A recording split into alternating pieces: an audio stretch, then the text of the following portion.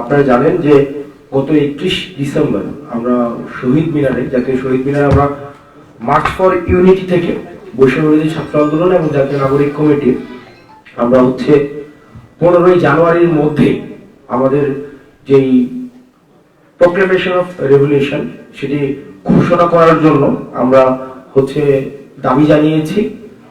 ইতিমধ্যেই আপনারা জানেন এই অন্তর্বর্তীকালীন সরকার এই ঘোষণার প্রতিশ্রুতি, এই ঘোষণা বাস্তবায়নের প্রতিশ্রুতি ওনারা ব্যক্ত করেছেন। তো সেই জায়গা থেকে বৈষম্যবিরোধী ছাত্র আন্দোলন ও জাতীয় নাগরিক কমিটি বিশ্বাস করে যে এই প্রক্লেমেশন অফ রেভলিউশন এটা বাস্তবায়ন, এটার ঘোষণা আমাদের জাতীয় এবং ঐতিহাসিক জীবনে একটি গুরুত্বপূর্ণ মুহূর্ত।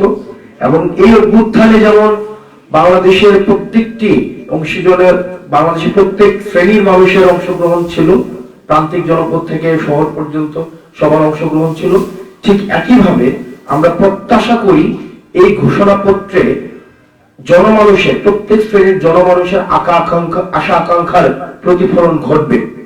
সেই লক্ষ্যে বৈষম্যবিরোধী ছাত্র আন্দোলন ও জাতীয় নাগরিক কমিটি আগামী 6 জানুয়ারি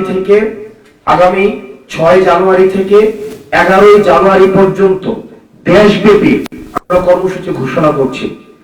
এই কর্মসূচিতে আমরা দেশব্যাপী জনসংযোগ কর্মসূচি বা মানুষের কাছে যাওয়া, আমরা কর্মসূচি ঘোষণা করছি যেখানে আমরা মানুষের কাছে লিফলেট বিতরণ করব, আমরা সমাবেশ করব এবং বিভিন্ন মাত্রার জনসংযোগ করব।